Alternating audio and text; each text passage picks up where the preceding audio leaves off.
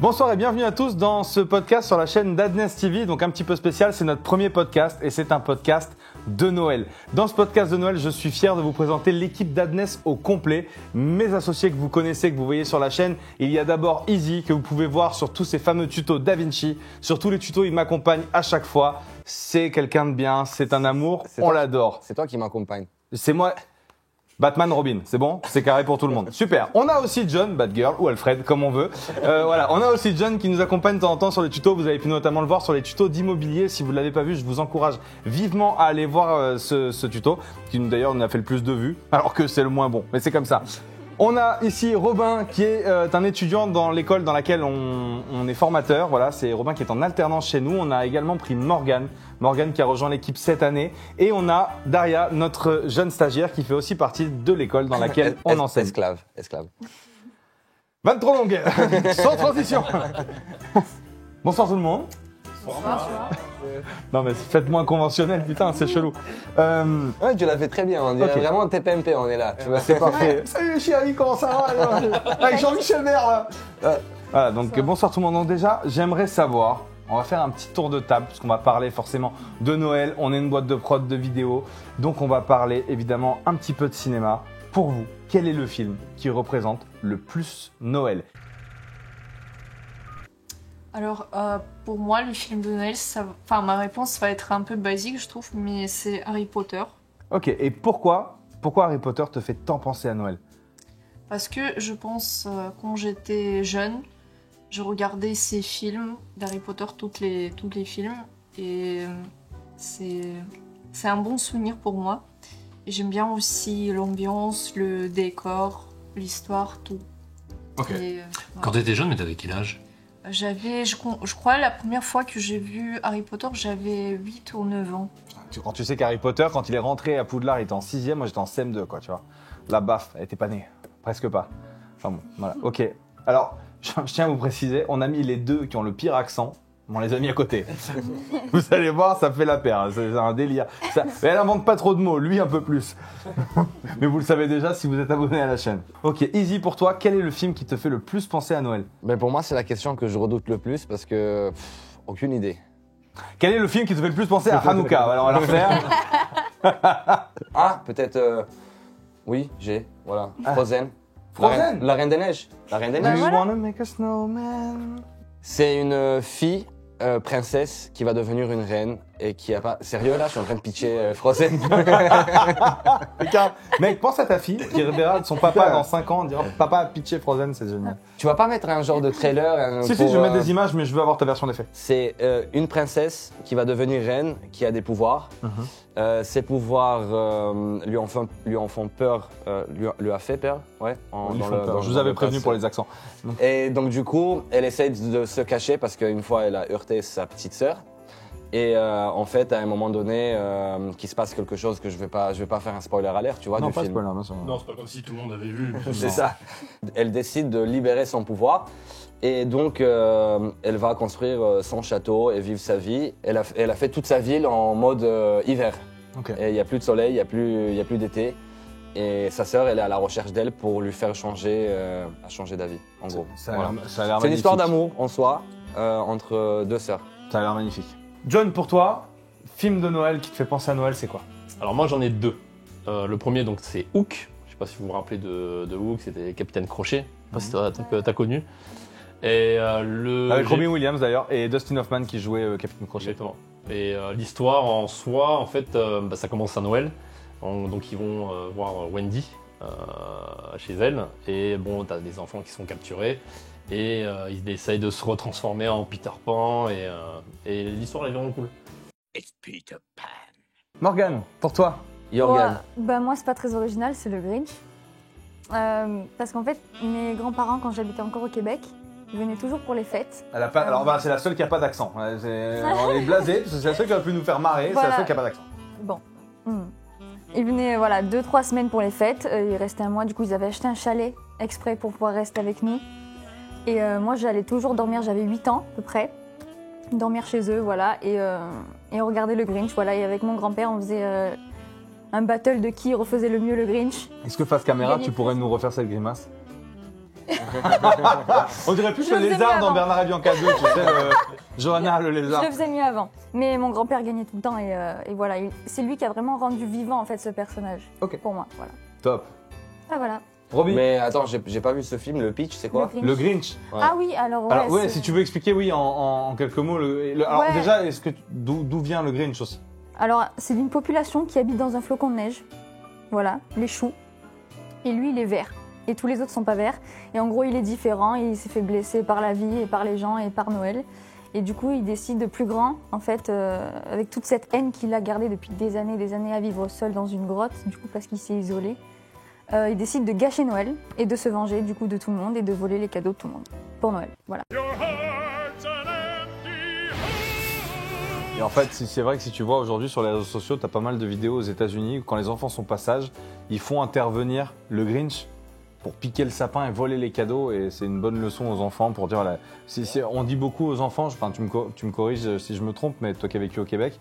Mais je sais que mon frère me disait par exemple quand il vivait à Montréal, c'est vrai que pour les gosses, le Grinch, on te prévient en disant attention, le Grinch, il va venir voler les cadeaux si tu continues à pleurer, quoi. Donc essayez ça avec vos gosses tous les deux, comme ça quand je vous appelle, le Grinch, ça marchera bien. Robinou. Roby. Yes, alors moi j'ai pas forcément un film de Noël, parce que pour moi un film de Noël ça veut plus dire que juste autour de Noël. Pour moi c'est un film où tu le mets à la télé avec toute ta famille et tu passes un bon moment. Pour moi je vais partir plus sur une série que je regarde tout le temps à Noël avec ma famille, c'est The Office, qui a rien à voir. Sauf que l'épisode de Noël est très marrant, il y a vraiment cette bonne humeur qui s'installe dans la salle, tout le monde rigole et pour moi c'est ça Noël, c'est passer un bon moment entre familles, c'est plus que juste la neige et un sapin. Pour moi, c'est vraiment ce bon moment que tu passes. C'est vraiment beau ce que tu dis. Ouais, The Office, si tu peux nous faire un. Attends, on peut l'applaudir. Oui, Je pense que Il a bien c'est le plus beau.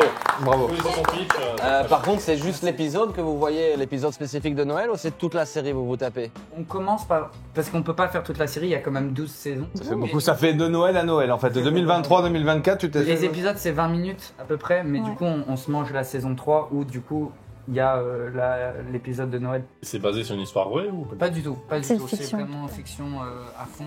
Et voilà, c'est vraiment un bon moment en fait. C'est quelque chose que tu peux regarder avec toute la famille. Il n'y a pas de scène un peu chaud ou quoi. Et c'est vraiment un bon moment. I don't want people making fun of my nose. Your nose? It's too small. Tu passes vraiment un bon moment. sur Netflix.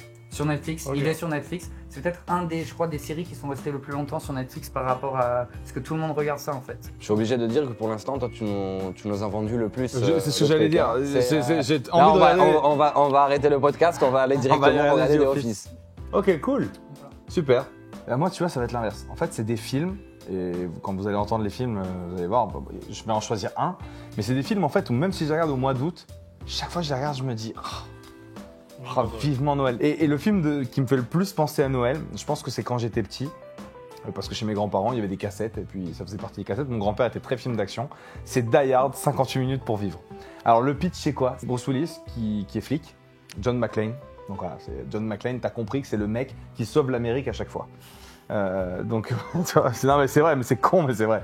Et en fait, John McClane, il est à l'aéroport, il attend sa femme qui a du retard sur un avion.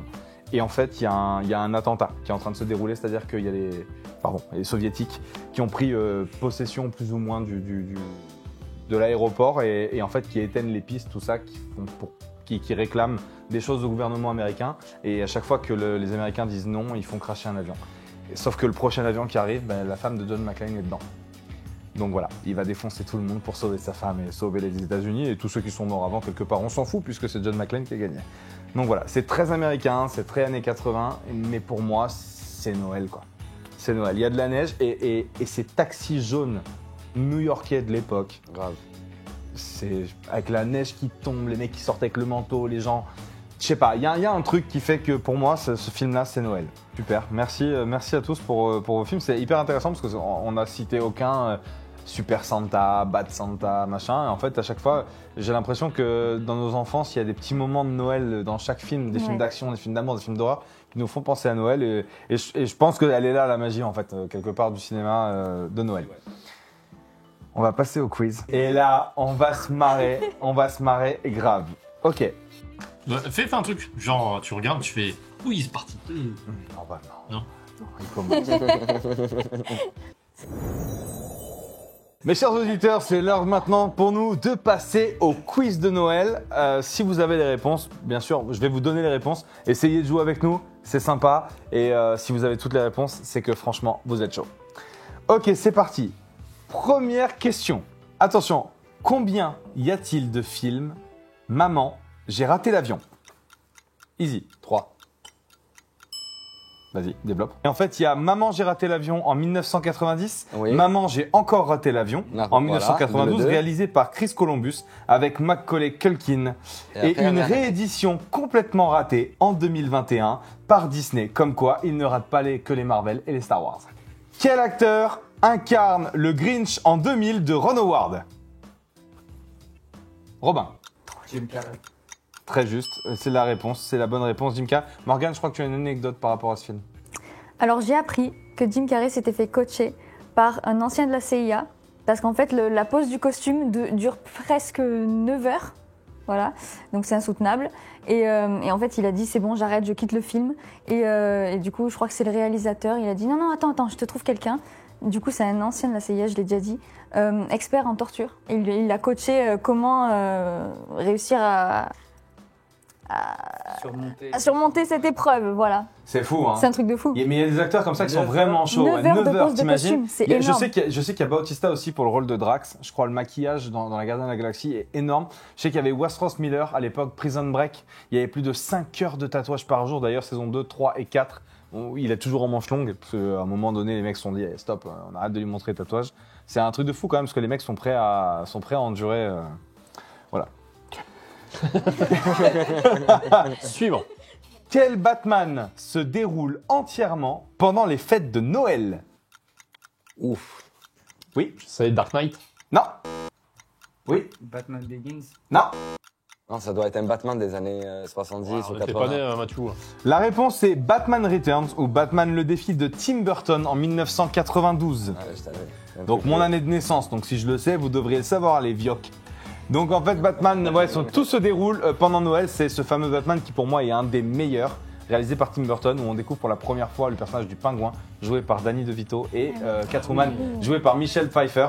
Si vous n'avez jamais vu ce Batman parce que vous êtes d'une génération Nolan ou de la dernière génération Matt Reeves, dans ce cas-là vous êtes vraiment petit et vous devriez même pas traîner sur YouTube, je vous recommande vivement les deux Batman de Burton.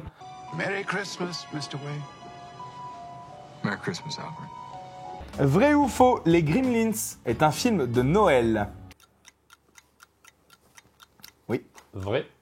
Vrai, la réponse c'est vrai. Il faut savoir que Les Gremlins c'est un film de Noël et aujourd'hui, jusqu'à il y a encore 10 ans, la peluche du Mogwai était vraiment un symbole. Gizmo le Mogwai, d'ailleurs Gizmo qui est... Vous vous en foutez, de toute façon je vous connais pas, qui est mon mot de passe sur mes ordinateurs.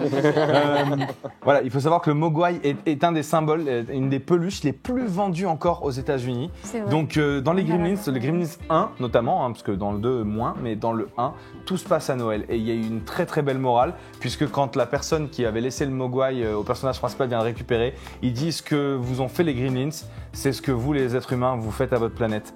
Et voilà, j'espère que vous avez compris. Donc il y a un très très beau message. Et pourtant le film a 34 ans aujourd'hui. Et voilà. It's your new pet. Come on, Barney, be a good dog. Dans quel film ne voit-on aucune scène de Noël? Die Hard 58 minutes pour vivre, Rasta Rocket, Arrête-moi si tu peux, Seul au monde ou L'arme fatale?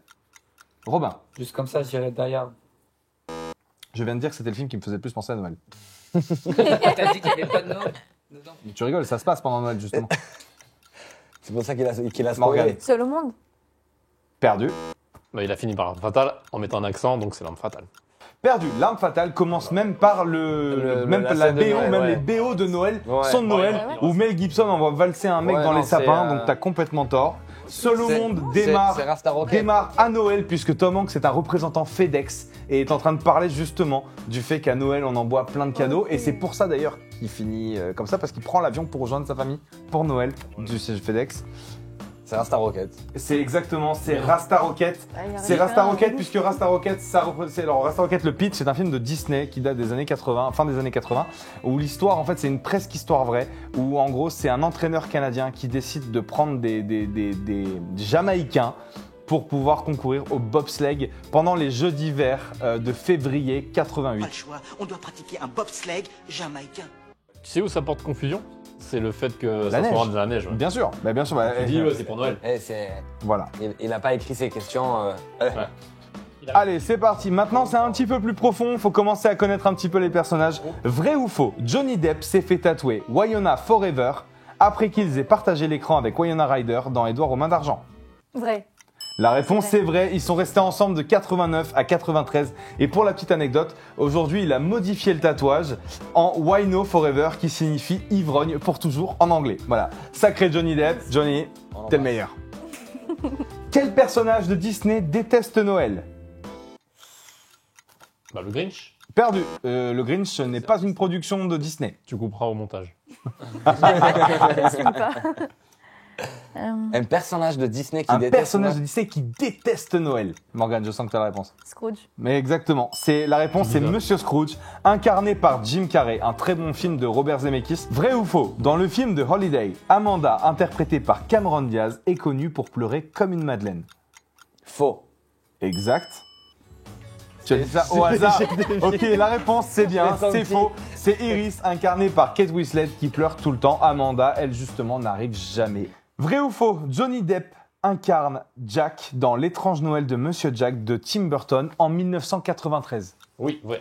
La réponse est faux. C'est Chris Toi, tu l'avais dit. Sarandon qui interprète Jack Skellington dans ce magnifique film. Édouard aux mains d'argent? L'étrange Noël de Pas- Monsieur Jack. Pas ça la suivante. Parce qu'en fait, moi, j'étais dans les. Il faut qu'on arrête le champomis, il y a trop de sucre. Bon, bah, je vais finir. Quel acteur n'a jamais incarné le rôle du Père Noël? Réponse A, Tim Allen, qui n'a pas inventé les clés Allen, Tom Hanks, Michael Keaton ou Kurt Russell? Tom Hanks. Perdu. Il faut seul. Perdu. Bah, il reste deux. C'est Michael Keaton. Exact. Michael Keaton n'a jamais interprété le Père Noël. Tim Allen a incarné le Père Noël en 94 dans Super Noël. Tom Hanks incarne le Père Noël dans Pôle Express en 2004. Et Kurt Russell incarne le Père Noël en 2018 dans Les Chroniques de Noël. Dans Charlie et la chocolaterie, Willy Wonka fait don à Charlie de son chapeau, sa recette secrète, sa chocolaterie ou une douzaine de Oompa Loompa. Sa chocolaterie. Réponse bonne pour Monsieur John. Sa Ah. chocolaterie. Je peux rebondir sur un truc? Bien sûr, rebondir, Effectivement, rebondir. le Charlie et la chocolaterie fait partie des films de Noël que j'aime bien. Ouais. Ah, absolument. Et qui ramènent Noël ultra féerique. Je peux dire un truc? Oui. Je l'ai jamais vu. Ouais. It's beautiful. Where dreams are your reality. Dans le film La course aux jouets, Howard cherche désespérément un cadeau pour son fils. Il cherche Un jouet robot qui. Un Turboman. Bravo Morgan. Ah ouais, un mais c'est Turboman. pareil, c'est un robot. L'histoire en fait, c'est que Howard est un homme qui est ultra. C'est le businessman américain. Pourtant, c'est pas un chef d'entreprise de ouf, mais c'est le businessman américain. Et en fait, son fils n'arrête pas de lui réclamer. Son fils qui est joué d'ailleurs par le même acteur, j'ai oublié son prénom, qui joue Anakin Skywalker dans Star Wars 1. Et en fait, son gamin lui réclame un Turboman. Et lui, il lui dit tout le temps, oui, oui, bien sûr, tu auras mais ton Turboman, il est déjà sous le sapin. Sauf que le mec attend le 23 décembre. Sauf que quoi? Turboman, c'est la classe, rupture de stock. Et là, ça part dans la course aux jouets. Je vous laisse voir la fin du film, c'est vraiment topissime.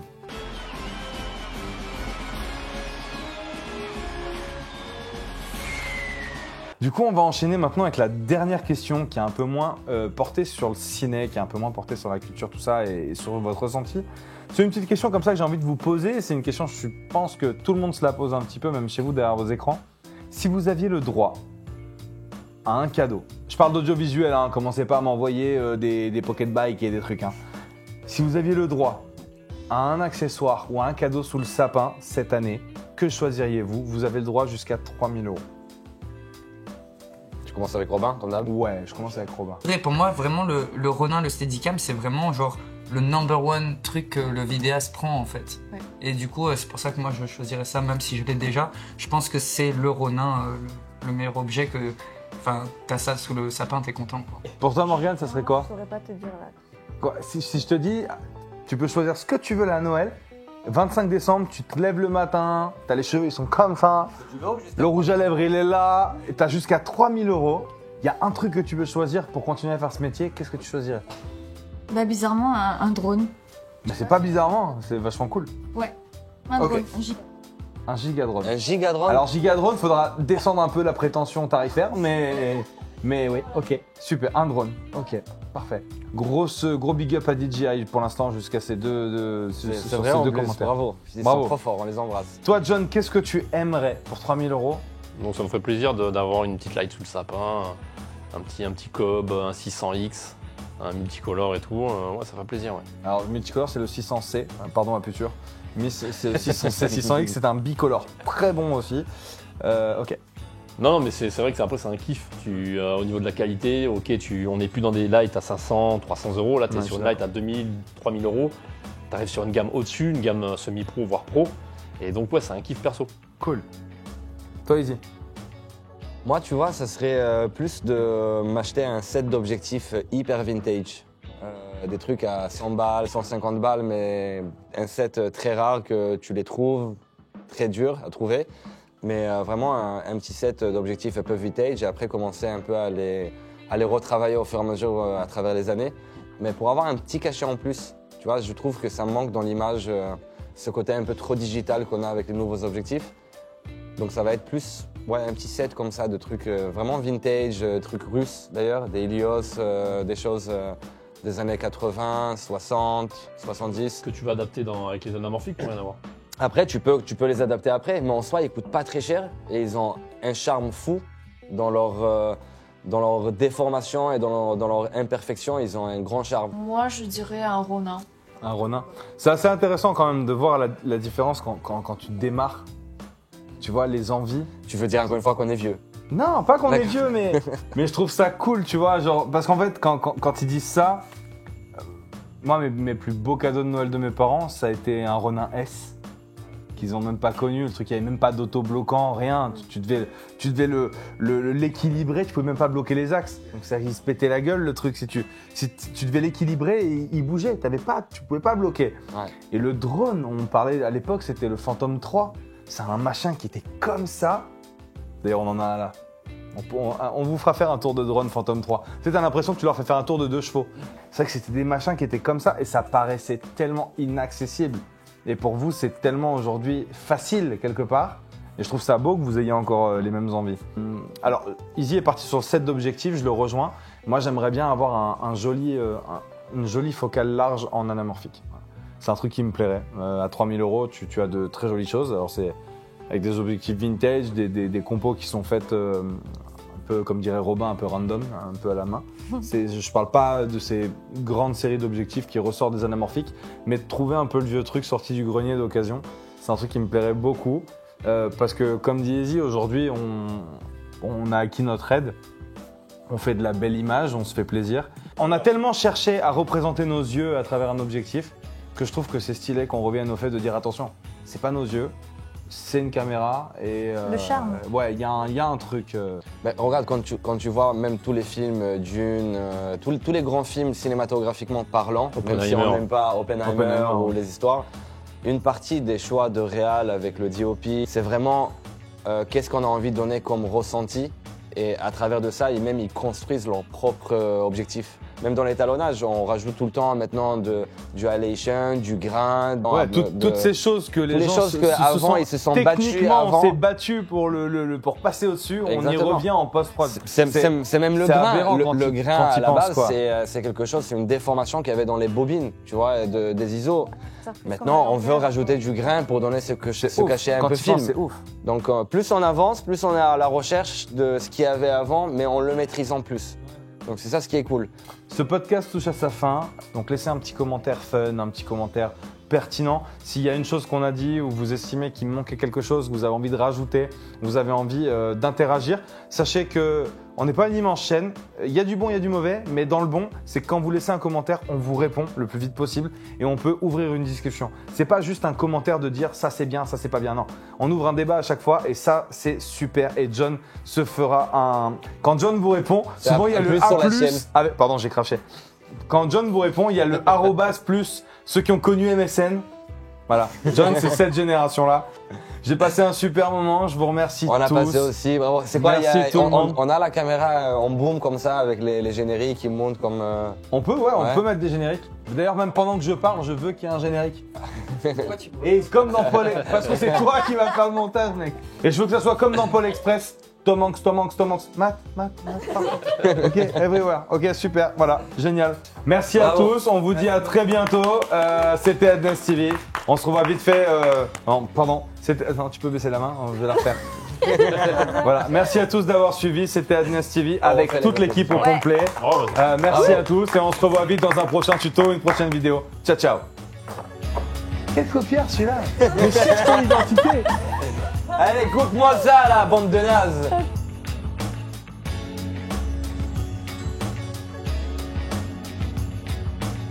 En attendant, pas de coupure pub, pause, chant promis. Bon bah j'ai foutu en l'air mon quiz avec la bouteille. Décidément, ces feuilles prennent cher. Elles ont coûté très cher. Ah bah là.